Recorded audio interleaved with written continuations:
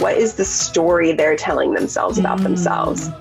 And how can we rewrite portions of that story to change it? And ultimately, you know, it will look different. Hi, I'm Ebony, and I believe that stories change lives, and everyone has a story worth telling. Sometimes, unfortunately, we let our self-doubt get in the way of us writing our stories and sharing our stories. So that's why I created Motivation to Write as a source of motivation and inspiration to help writers like you and me share our stories with the world. So I talk to the experts ranging from entrepreneurs to marketers to authors to therapists to psychologists who share their knowledge and their advice to help writers like you and me step into our full potential.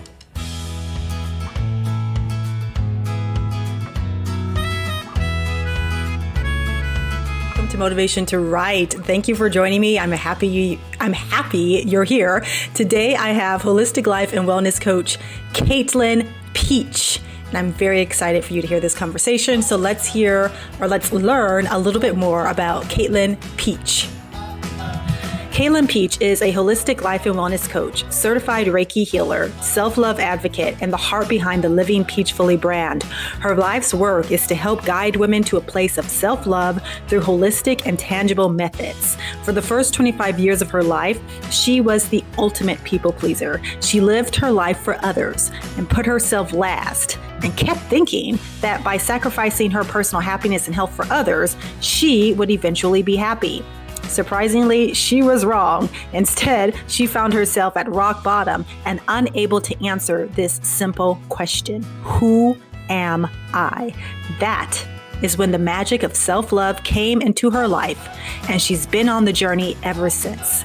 It's guided her through the most powerful part of her life so far. And over the past 6 years, she's been working on unconditionally loving herself, regardless of what others think. And she's here to help us do the same.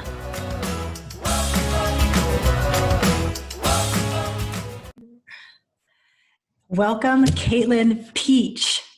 And I have to say, like, that last name just grabbed my attention. Is that your real last name? So my last name is Peachin, but I've actually changed it to be Peach because growing up, my nickname was Peach, and I was called that more than anything else. So I kind of adapted my own name. Yeah, I love it. That's a wonderful last name. Well, I was wondering if you can kind of tell us a little bit about your journey, because I think you started in corporate, or are you? Mm-hmm. Yeah. So how did you get from corporate to this wonderful place of holistic life and wellness coach? Yeah. So I worked for Walt Disney World for 10 years in their Imagineering group. So we did like creative engineering. I got to work on a couple of roller coasters, which was pretty cool. Oh my gosh. Yeah. What did you do on the roller coasters? So the project I'm most proud of was helping build Avatar Land in Florida. And it was everything from the designing of the actual attraction to the theming of the land, and then being in the actual construction field, working with people out there from beginning to finish. Yeah. So it just was really taxing, and it was a career that required all of me. And I kind of came to this place of feeling unbalanced and almost losing sense of self to a point where I didn't even know how to get back to that.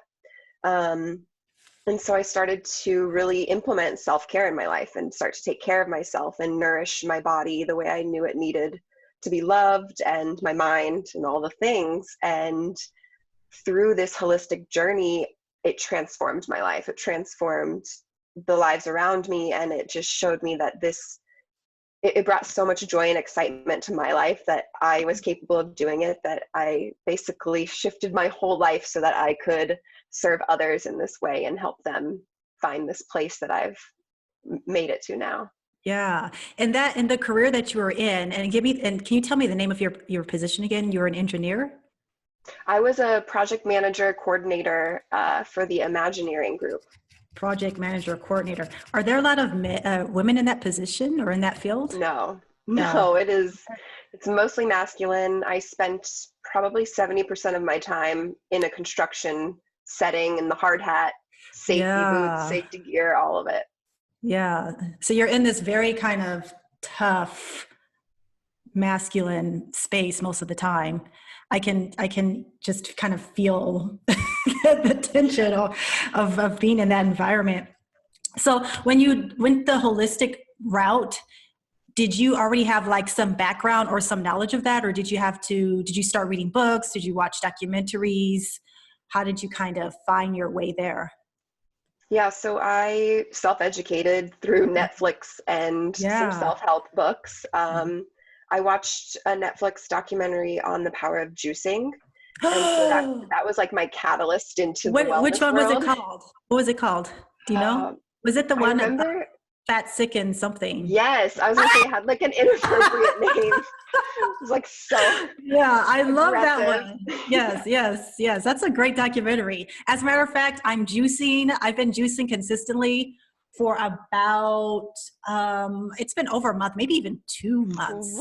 Whoa, that's Yes. amazing. Yes, and I feel really great. And I actually first saw that documentary years ago. I think it's been out about 10 years, I think. Yeah, long time. Yeah, but that's a great documentary. So that kind of inspired me to take this route. That's so fun. Yeah, it did the same thing for me. And I was like, okay, I mean, I'm not a big veggie girl, so I guess I'll start Hmm. juicing here and there. And I just felt so freaking good. I felt Yeah. so good. I had so much energy. And then little other areas just started to change. Yeah. And I was inspired to go plant-based with my diet, Mm. which has morphed throughout the years. I'm no longer fully plant-based, but Hmm. it kind of helped me become more familiar with my food and where it's coming from, and Hmm. just this new type of gratitude for what I'm consuming. Yeah. But juicing was the catalyst. It Yeah. really was. Yeah. Yeah. I think because after watching a few documentaries on Netflix, this is about 10 years ago, that was one of them, the juicing one. And then like forks over knives or Yeah, forks over knives. so I've been vegetarian for about 10 years. It's amazing how just watching one documentary can completely change your life. But Truly. yeah, yeah. And I just feel so much better. I don't feel as lethargic, weighed down emotionally and physically. Um, so yeah, Yeah, it's almost like impacts you in a spiritual way too, yeah, because when you start taking care of yourself in that way, it's you just start to attract more of that type of thing into your life. yeah, yeah, yeah. So tell us about how you use nourishment and body movement to help your clients. Do you use this as a means of bringing them to this discovery of self-love, or in what way do you use nourishment and movement of the body to help uplift your clients? So I like to take a really mindful approach in both of these areas. With Mm-hmm. nourishment, I like to help women redefine what their relationship with food is like. Mm-hmm. Um, Instead of looking at it as this caloric, scary thing in our lives, it's like getting this intimate relationship with it to where you understand what it's doing for your body, remove the guilt around food, and just kind of remind ourselves that the reason we're eating is to nourish the cells in our body, to nourish our mental, our mental health, our emotional health, and Yeah. to protect ourselves, especially with Mm. everything going on in the world right now. We we need to be consuming things that are going to do that for us, to Mm-hmm. protect these beautiful shells. Mm-hmm. um, and so with the understanding the nourishment and kind of removing this guilt around food or shame, whatever is coming up for them, we change it to joy and gratitude. And Mm. when you shift your perspective in that way, you're actually start to crave more of the healthier things for yourself. um, Mm. and it's just a really powerful, it's such a powerful space to witness these women rediscover what food can do for themselves. Mm. um, and then I do have some nutritional education with, understanding that there's not one fix for everyone. We Right. Yeah. all have different upbringings, we all have different emotions attached to the sweets and the Yes. carbs, and Yeah. So it's also getting deep into that and where that comes from and how can we rewrite these past stories so that we can enjoy our food, because what's the point of life if you can't enjoy food, right? Yeah, yes, of course. And I want people like, I have been addicted to sugar since I was a kid. And I don't know at what point, probably somewhere in my 20s, I learned about emotional eating. Mm-hmm. And I was never like, I wouldn't call myself an overeater. I wasn't overweight or anything like that. But I found that when I when I went for the candy bar or the cookie or the whatever, it wasn't because I was hungry. It was because I had this craving, but I think beneath that craving, there was always some emotional issue. Stress, more than likely, was Mm-hmm. having me reach for the candy bar. So I just became a little bit more cognizant of why I was eating. It didn't make the craving go away, but there was this awareness, like, do I really want this, need this right now? Do you Right. find that you come across a lot of emotional issues with food? Oh Probably yes, all. Yeah. especially working with mostly women. It's our comfort, it's our safety, Yeah. it's a reward for some people. Um, and it's so true. I mean, we fill these emotional voids with food because it does make us feel good. Yeah. Yeah, that's something. I don't know. And I think it's passed down too from like Absolutely. parents to, yeah, yeah.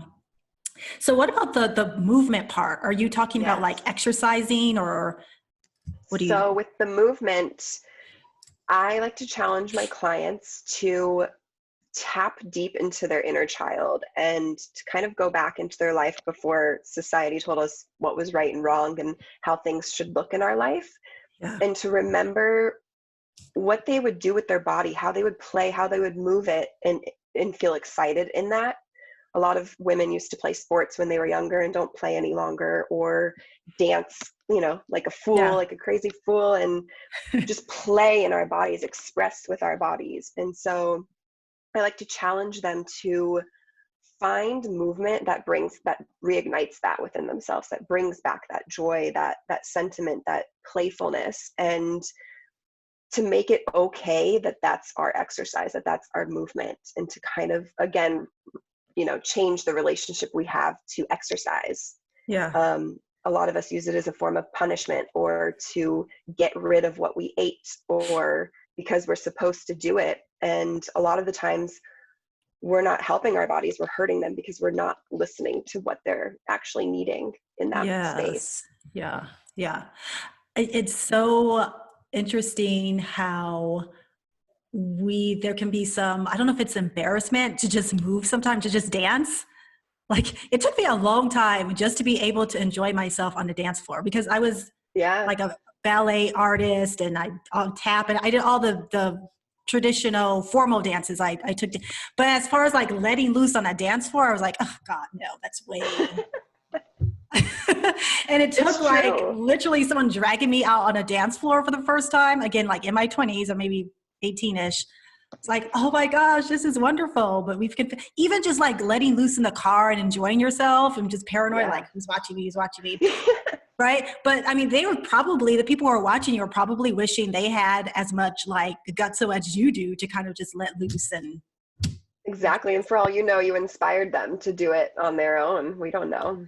yeah, exactly. Exactly. I think movement is just so important. It is. I mean, It even, really is.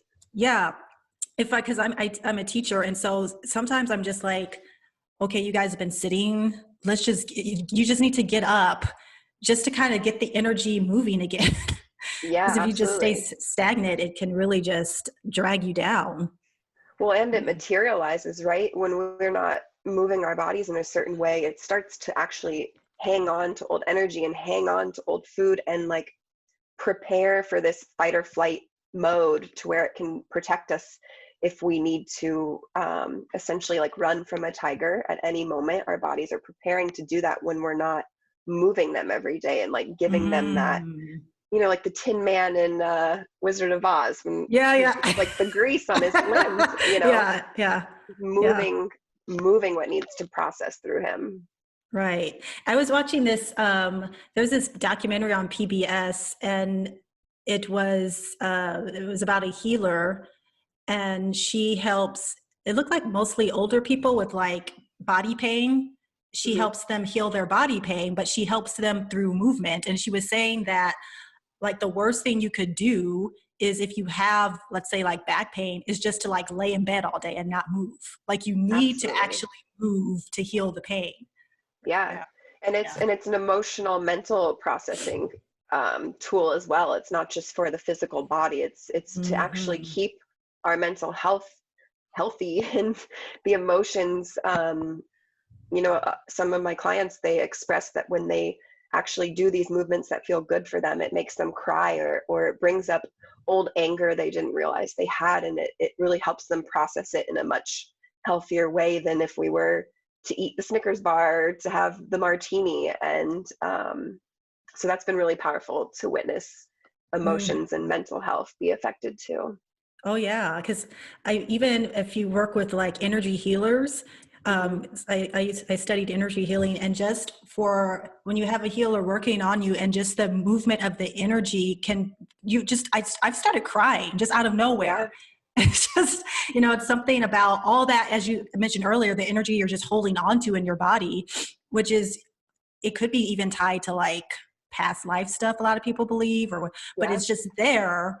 And once you release it, oh, it's a Right. It feels relief. so good. Yes. Yes, for It sure. feels, Yeah. and sometimes we don't even know we need it. That's the crazy part, is we can't Yeah. even feel that we need it. Because you're not aware that you're holding on to it, Right. because we're just so used to holding on to it. We don't even know we're holding on to it. Right. Yeah. Um, Inner child work. That's a big one. Inner child Yeah. work. Tell us about that. So this part of my coaching came from a lot of work I did on myself and with healers with my inner child. Um, and just realizing that I had this story created that I had a beautiful childhood and it was perfect childhood, so I couldn't relate any of my issues now to that. But Mm, then when you go deeper into it, you're like, oh, I remember this one time someone told me to be quiet when I was expressing my voice, so I won't express my voice anymore. mm-hmm. Or, there's all these little things that start to add up. And as adults, it's like we get this new permission to go back to that version of ourselves and nurture them and love them in a way that we needed then. Mm, And by reparenting and like re-nurturing our past selves, we start to heal and we start to respect that child for everything they did, and also respect ourselves more for how far we've come from mm-hmm. those experiences. So we do a lot of like creative exercises, some doodling and coloring, or getting silly within ourselves, hula Yeah. hoops, you name it. I mean, it's like really tapping into that Mm, childlike play. yeah. I think I first learned about like child inner work when I read Louise Hayes's book, You Can Heal Hmm. Your Life. And yeah, because a lot of our issues stem from childhood, and it's usually these pivotal moments in our childhood. Um, and one thing that really helped me, because my parents separated when I was 11, and then they divorced when I was 17. But that separation at age 11 was huge. Yeah. Like I really, it was at that age, I think that what is the word I'm trying to say? That's where I cultivated the belief that I'm not important, Hmm. that men will leave. Yeah. And yeah. And so once I really got in tune with that 11-year-old child, and recognized that that was her experience at that time, and those Hmm. beliefs are not necessarily true, they're just beliefs that she's still holding on to, that freed me up some. Yeah, absolutely. Yeah. It's we're helping past versions of ourselves heal while also healing our mothers and their mothers and their Yes. mothers' trauma. Yes. And Yeah. that's been such a beautiful thing for me to experience with my mom, is the deeper healing work I'm doing is affecting her without her even realizing it, but I see it. And so that's Hmm. been really, really cool to witness that. Yeah. And you know what else is helpful? Just thinking of your parents, because we always blame everything on our parents, especially our Yeah, mothers. it's so easy. Yeah. But, I had to realize that like my parents had parents and they were not raised in the most functional households. And so I had to kind of picture my parents as kids. Right. Like there was something that happened in their young childhood that cultivated their beliefs, and so now it's just kind of showing up now and as they're in their adulthood, and just kind of understanding that they're not intentionally hurting you, ignoring you, leaving you. It's just how they were raised. Yeah, exactly. And they Yeah. do the best they can with what they have. Yes. And Yes. same with us. I have a couple of my clients are moms right now during this time, and there's so much coming up for them with not feeling like they're doing a good enough job Yeah. because Yeah. they're trying to fix things that they don't feel like they respected that their parents did. Yeah. And the times are so crazy that they have their kids home 24/7, and they're putting a lot of their worth into showing up as a parent. And so I just think it's really important to remember that we're all doing literally the best we can with Right. what we Yeah. have, and Yeah. just showing up is enough right now. Exactly. Yeah, we're doing the best. Yeah, and that helps too. Your parents are doing the best they could at the time with what they Absolutely. had. Yeah, yeah. Yeah. Um, this one is really interesting. You talk about access on your site, accessing your deepest dreams. How do you do that? Yeah, so sometimes we'll do this with visualization, and I like to call it dreaming with beyond limits. So removing financial responsibilities, removing any responsibilities that you currently have in your life, and just what does your dream life look like? Like if you could Okay. create this perfect scenario, Mm-hmm. what are you doing with your life? Where are you living? Who is around you? What are your rituals look like? What is the average day? And getting really clear on this and understanding that there's always parts of that bigger dream that we can access now, that we can manifest now, that we can work towards with small attainable goals to get to that bigger dream and that bigger vision. And I find a lot of us throughout our childhood and adulthood have had to suppress these dreams because they're not accepted by society. They're not going to make you the big bucks. They're going against standards that we have set, or whoever Yeah. has set them. Right. And getting to create this dream and speak it out loud really is powerful, because a lot of people have never even said it out loud. Yes, yes. I was actually thinking about this the other day. I posted on Instagram a journal prompt where I said, I'm going to interview my inner critic. Because whenever we have like big dreams, it's always that inner voice that comes in and says, like the things that you were listing, this is not possible. Why there's no money into this. Yeah. I think the biggest one is you're not going to be successful. You're going to fail and everyone's going to laugh at you and you're going to look stupid. Mm-hmm. Or you're not smart enough. You're not good enough, whatever. And why not just sit down and just ask that critic, like, why do you feel this way? Yeah. What happened? First of all, who are you? And who hurt you? Yeah, exactly. Yes. Who hurt you? Who are you? Who hurt you? Why do you believe this? And that's a really powerful exercise, I have to say, because I Yeah. did it last night and I was like, whoa. And you know what it helps me do? It helps me to identify now that that voice is not me. Like that's Yeah. just a part of me that is scared because XYZ happened in 1986, whatever. And I don't have to subscribe to that belief. Yeah, exactly. Yeah. It's that's a tool I use in my practices as well, is to treat our inner critic as a separate entity from us, to treat our physical Yes. body as a separate entity as us. And then anything like depression or anxiety or ailments that we have within us that make themselves seen are also just Yeah. visitors within us, and they exist and they're just separate from us. So I like to have clients create actual relationships with all these people and all these things within them. Yes. Yes. I was talking to her name is Bridget Dangle. I always get her, I'm horrible at pronouncing people's last names, but she wrote a book about the different personas that inhabit us. And Mm-hmm. yes, it's good to get to know them and Yes. to not silence them. I was actually talking to a marketer, and she was like, a lot of people say we need to silence the inner critic. Don't silence it. Question it. Listen to Yeah. it. Figure out what's happening.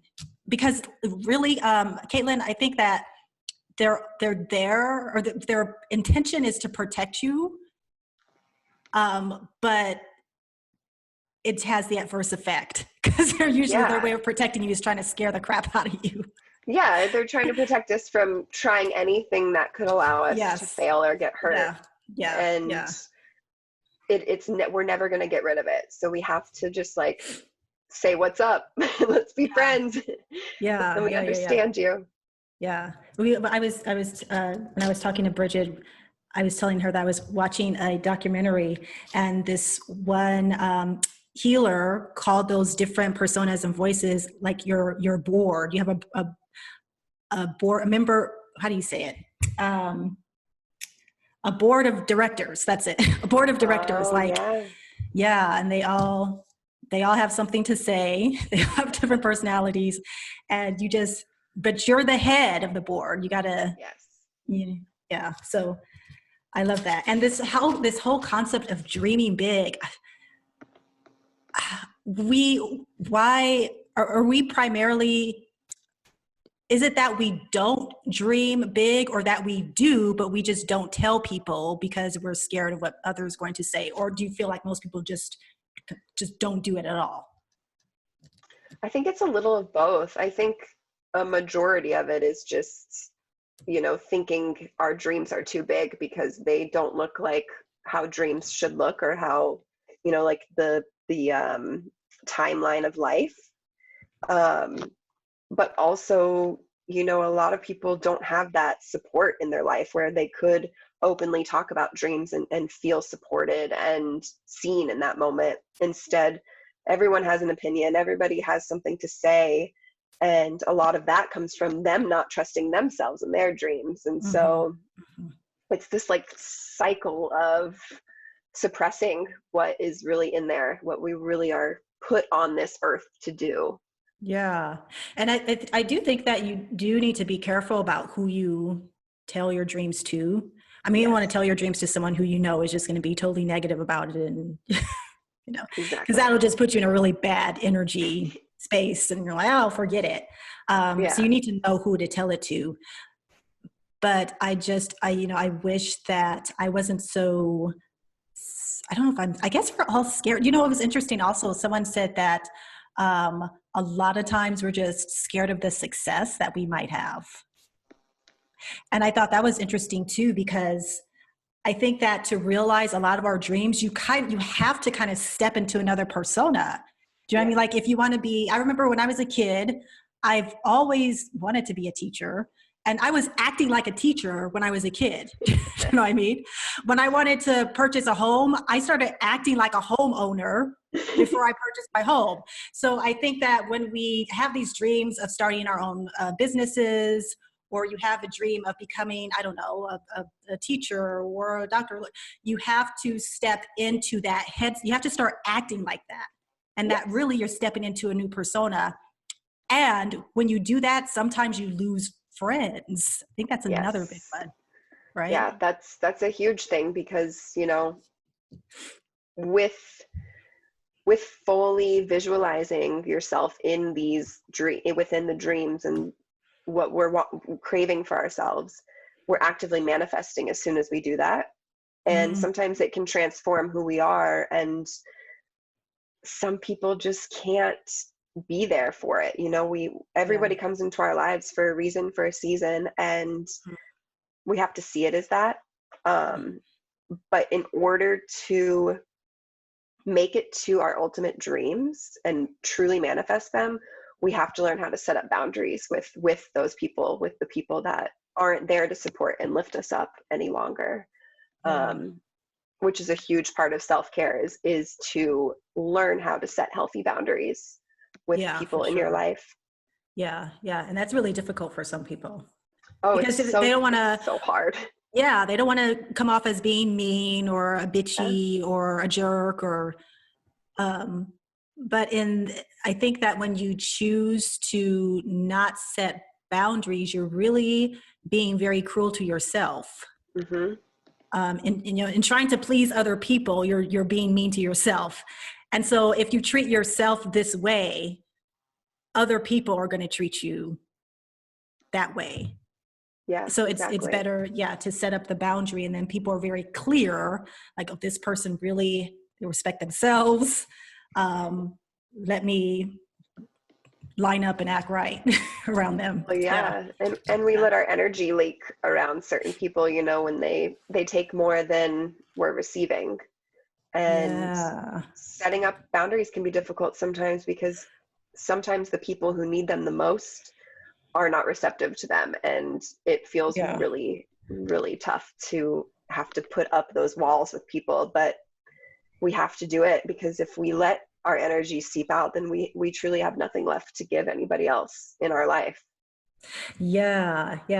And I think that's why a lot of people have an issue with self-care, is because they feel like if they put themselves first and take care of themselves, it comes across as being selfish. But when you don't, like you said, you don't have, your cup is empty if you're constantly attending to everyone except yourself, and you just don't have any more to give. And you're running on empty all the time. And then people get upset with you because you're not, you know, living up to their expectations, or I need this from you and I need this from you. And it's this endless cycle of craziness. Yeah. And then that's when we start to get inflammatory diseases and stress-induced weight gain and chronic headaches and acne. Like, these all are stemmed literally from letting our cups run empty. Yeah, for sure. And we practicing mindfulness, which we're kind of already talking about, but can you talk a little bit about how you practice mindfulness and how you help your clients practice mindfulness? Yeah, so mindfulness is kind of like the blanket theme of my teachings, because, you know, we talked about before mindful movement and mindfully approaching our food. It's a state of mind to fully bring ourselves into the present moment, so that we can be there for whatever is being revealed to us, whatever we're experiencing then. And most of us are so focused on the future, or still holding on to so much from the past, that it's really, really difficult to get to this centered, mindful place. And, you know, there's a lot of practices to get you there, like meditation and journaling, but when you're just starting out, that can be really overwhelming. And so I like to take mindfulness as a practice towards things that we already do in our daily lives. So when you're brushing your teeth, are you there? Or is your inner critic there? Or is the ego there? Or is someone else there? Can you feel the bristles on your teeth and taste the mint? And, you know, it's tapping into these tiny moments that we have every single day to slowly become more present with ourselves, and then allows us to be more present with other people. Yeah. When we were talking about the juicing, since I've started that, it takes not a lot of time, but it can be tedious to clean a juicer. Cleaning sucks. Yeah. And I was talking with a doctor, I can't think of her last name, but I was talking to a psychologist recently, and we were talking about mindfulness. And I said, yeah, so now what I do is I just have to get into this place where I'm completely present as I'm cleaning the juicer and just enjoy feeling the water run from the faucet, enjoy the bubbles, just totally be there. Yeah. Because otherwise, if I'm in my head thinking, oh, I can't stand this, I hate doing this, blah, blah, blah, blah, blah, then it just becomes a chore. And then I'm not probably going to want to juice tomorrow because I'm not going to want to clean, so being present is so important. Yeah. And I've really found that a beautiful way to really bring us back to the present moment and to spread our mindfulness awareness, if you will, is to practice gratitude. And not just like, I'm grateful I have a roof, I'm grateful I have food. It's like getting really detailed with what you're grateful for. I'm grateful that I can afford this juicer and be able to clean it in my own sink with running water. Right. Yeah. Or to be able to have access to these fruits and vegetables that many people don't in order to put into my juicer. And it's practicing this perspective of being grateful. It has really been a powerful tool for me to bring myself back to present and just like shift my perspective. Like you were saying, instead of complaining about cleaning it, being grateful that I'm able to do this, and that becomes your reality. Right. Not dreading it each time. You're like, wow, okay, I have clean water. I'm so grateful for this. That, and I've always struggled with like consistently practicing gratefulness. Like I remember like years ago, I would hear always about like, write down the 3 things that you're grateful for every day and it'll change your life. And I could never be consistent with that, even though I have moments of it when I'm thinking, yeah, I'm grateful for this, but it's something that I just overlook.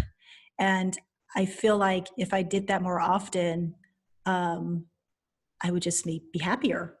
Do you write down what you're grateful for? Sometimes I really don't like to make anything feel like a to-do. And so I truly utilize the moments where I feel like I'm stuck in my head, or I feel this pressure in my chest because I'm feeling anxious about something. And then I'm like, okay, it's gratitude time. I need to put the gratitude cap on and just be here for this moment. And it truly immediately shifts my entire vibration, my entire energy. So it's been a really powerful practice for me to practice gratitude. Yeah. And in your program, well, first let's talk about the self-love. So if I'm a client and I come to you and I just don't like anything. My life is my life is in ruins. I don't hardly have any friends. I'm upset with myself all the time. I have kids and I'm stressed out. How do you help someone come to a place of self-love who seems to be miserable? So we base so much of our worth within things that are really, truly irrelevant. And so it's like, I, as a coach, actively guide them through simple questions to understand what it really is. What is the story they're telling themselves about themselves? And how can we rewrite portions of that story to change it? And ultimately, it will look different. Yeah. And it's by implementing simple practices, but also most people are not do not have these vulnerable spaces to like openly share their truth and what is really coming up for them. And so when you open up that coaching space, I'll be in these sessions and we're talking about, let's say we're talking about their relationship to why they're emotionally eating. And they start to tell me a story. And then at the end of the story, they'll say, I've never said that out loud before. I don't even think I've ever thought about that as an adult until now.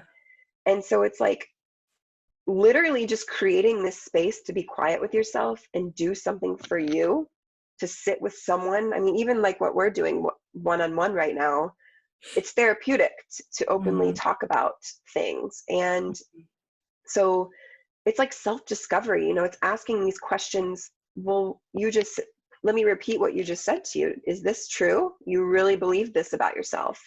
And then, you know, it's strengthening our relationship with our inner critic and understanding why we don't have worthiness, why we don't have this love for ourselves when we're willing to do anything for other people in our lives. But when it comes to number one, it's like, I'm not that important, you know? Yeah. Yeah. I was talking to one of my friends, and we were talking about, starting a business. She wants to have a side hustle. And so, I said, well, have you researched? And she said, yeah, I've done a little research. Then we started talking about her son, and her son is an artist. He's young. And she said that she's done so much research to help him get into, like writing or drawing for books. What do you call it? Illustrator, right? And after she tells me all that she's done for her son, she says, you know what? I just never even thought, like, I've done all this for him, but I haven't even looked into how to help myself get into my own business. And he probably doesn't even really want to be an illustrator as much as she wants him to be an illustrator. It's just so funny how we just kind of ignore what we would. Yeah. It's true. I mean, we ignore it. We ignore what we truly need because we've been structured to help everybody else first. Yeah. Yeah. And then that need, I wonder if do we want to help everyone first because we truly care about helping them or care about them, or do we care more about their perception of them if we don't help them? I think it's partially instinctual, like primal to help others, but then also, like you said, we're suppressing stuff we don't want to deal with that we know we probably will have to deal with if we do start to nurture ourselves. And that fear that if we don't show up for others, that we're not as good as everyone else, or our self-worth isn't there if we're not helping others, to a point of breaking ourselves. You know, with corporate America, they really challenge you to just push yourself beyond what you're capable of, because that's what everybody else around you is doing. And so in order to feel like you belong there, you're like, okay, I guess I have to work the 60-hour weeks and skip lunch and sleep under my desk and do all the crazy things. And that's just not what it's about. No one gains anything from that type of experience. Yeah. Yeah. And I think that a lot of times, yeah, we help people instinctually. If you see someone who really needs help, your instinct is to help. And then a lot of times we do it because, and I just had the thought and it skipped me. See, this is why I take notes, Kaitlyn, because I'm always forgetting my thought. I'm a notes too. Yeah, I guess it will come back to me hopefully, but let me just talk about something else then. Can we talk a little bit about... It's so, I wanted to add that as humans, I know that this analogy is overused, but the fact that we have to be reminded every time we're on a flight to put our mask on before helping someone else. Yes. Like, that shouldn't even have to be a warning. It should just be, that should be what we do first, but we're just not built like that. Right. Yeah. It's so true. I remember, do you know who Susie Orman is? She's like a financial guru. She used to do those PBS specials. I was kind of a nerd when I was in high school. She PBS specials. I love that. Yeah. But she would talk about how, especially parents, but everyone, we look out for other people. Like, we're willing, if we had a family member asked to borrow money, we'd probably give them the money if we felt that they really needed it, even though we might be in financial straits ourselves and it might not be in our best interest. Right. I think her point was that we make a lot of financial decisions without really considering, without taking care of ourselves financially first. And so Right. she used that analogy of being on the plane and how you have to first give oxygen to yourself before you take care of your child, Right. right? And so that's just really hard for people to do. And I still think that's what I think I think it has to do with just wanting people's approval. Yeah. I think it is instinctual to help, but I think we also want we want people's attention and we want their approval. And if we don't help them, they're going to disapprove of us. And if they disapprove of us, that brings up all the beliefs, which is kind of what I want to talk about now, that we've been holding about, you're not worthy, you're not good enough, nobody cares about you. And, so these core beliefs, where do these core beliefs come from? Are they things that we So pick up in our childhood, or yeah, yeah? it's a combination. It's a combination of moments from our childhood, like formative moments, and then societal moments, Mm-hmm. and privileged moments. What type of life were you born into? Yeah. There's so much of it that repress everything. We just keep pushing everything down the more we're developing, and that's where we lose sight of who we are here to be, who our soul truly is. And I like to imagine these core beliefs as like an invisible thread. So you let's say you and your sister both created artistic masterpieces when you were younger, but your parents loved hers and praised hers. You're creating an invisible thread from that moment to remember that your art's not as good as other people's. And that stays, like hangs on to you like a balloon. And then, a boy has a crush on your friend and not you. And then you develop this belief that you're not pretty enough or you're not thin enough. Right. And we start all these little moments, comments people make towards us, opinions from our parents, religious upbringing. So much goes into it. And we don't really live in a world where we're taught to question it, where we're taught to relive it, to go into it, and to start removing the threads, remembering my sister could paint then, she can't paint now. Snip that cord, it's like, it's going back into the moments and just recognizing that they even still are there, because they're not on the surface, but they do exist in here. Yeah. I heard someone recently say that a lot of people think they don't have what they want in their lives, but everyone has exactly what they want right now in their lives. And I think what they meant is that a lot of what we have manifested or are manifesting is really based on the beliefs that we hold. And so if I want to be an entrepreneur and I'm not an entrepreneur, it's because I'm probably scared of what that would mean, or the success I would have to step into, or what it would take.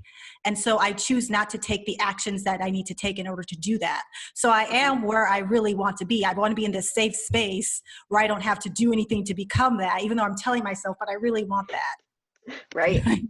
Yeah. Right. Yeah. And that's the secret of truly manifesting something, is to say, I want to be an entrepreneur, but also feel it and believe it.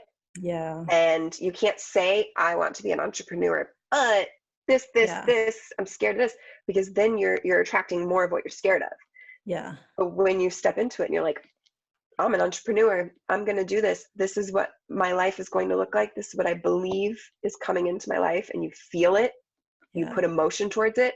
That's when you start to literally open yourself up to receive all the things we didn't think we could have. Yes. And, life, a lot of life, if not all of life, is really about being of service to people. And you can't be of service to people if you're living in this space of fear, if you're ignoring your own needs physically and emotionally, right? Like Right. these are all, if you have the wrong core beliefs, or if you have core beliefs that are holding you back. And so it's just so imperative that we step into our power and we get the help that we need from people like holistic wellness coaches, or we see a therapist, or we go to the doctor, or because these are all tools to help us be the best versions of ourselves so that we can go out and be of service to people. Yeah, absolutely. And it is all self-care. We have this belief that self-care is just bubble baths and face masks, but right. Yeah. It's that's so physical. Yeah. I mean, it's true, right? You're like, okay, I'm having a glass of wine in the bubble bath and a face mask. Like, that's self-care. And that is self-care, but that's more of like the physical self-care, because there's also emotional and mental and social and spiritual, professional. Like, there's so many segments of it. And a lot of my coaching practice is centered around where are you on this wheel of life? If you were to rate yourself, are you happy in your spiritual portion of your life? Are you happy in your emotions? What about your relationships, your career? And so we really work in each of these areas and take the focus away from food and pushing our bodies, and understanding that this unbalance that's happening within all the other areas is what's making us sick. That's where the work needs to happen, so that we can start to feel better and lighter. And there's tons of self-care options within each of those segments. And so it's really critical that we broaden our viewpoint of what self-care can look like. Yes. Yeah. It is, as you say, more than bubble baths and face masks. Yeah, it is. And I think that especially as we move through this pandemic, a lot of people are understanding the value of therapy and just really kind of being aware of your mental health. That actually, over the years, I've noticed mental health has become something that we're talking about way more than we were 10 or 20 years ago. Yes. So I'm glad to see that we're progressing in that sense. We're like, mental health is an issue that it's on people's radar, and we're not scared to talk about it. But there's so much more that we can learn about self-care, and it's just great that you're out there doing what you're doing. And I can't believe that we are almost out of time here. Oh my God. Yes, we are. I want to I could talk to you all day. I know. I always say, I'm like, gosh, I could just keep talking to you for hours and hours. Yeah. So why don't you tell us where we can find you, Kaitlyn? So I am most active on my Instagram account, which is living.peachfully. And also at my website, www.livingpeachfully.com. I'm currently offering a discount on my one-on-one coaching because, I've been working with a lot of women in the past couple months who have lost their jobs, who have been furloughed, who are homeschooling, who are really just suffering in this financial deficit right now. Yeah. And like you said before, this therapy, this coaching is critical for our mental health. And so I'm offering 50-minute coaching sessions for $40. And I also do group coaching programs every other month, mostly for women, to kind of adapt mindfulness skills into their daily life. It's my favorite work so far. It's really powerful to work with a group and just watch women lift each other up. It's just so cool to experience that. So yeah. That's where you can find me. That's beautiful. Thank you.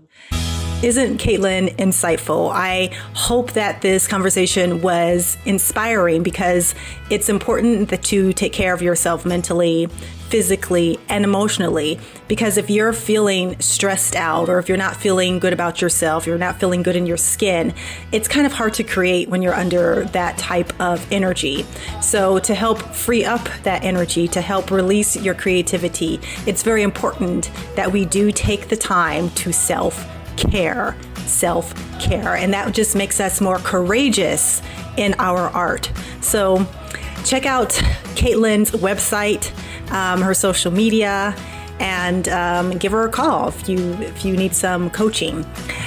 Join me next week for another fabulous conversation with another fabulous guest. In the meantime, check out my website, zayzo.com, this Sunday for my big takeaways with Kaitlyn Peach. You can follow me on social media at Motivation to Write. That's Instagram and Facebook. At Twitter is at Ebony Haywood, and you can sign up for my weekly newsletter at zayzo.com. Thanks so much for joining me, for taking the time out of your schedule, and I will see you next time. Bye-bye.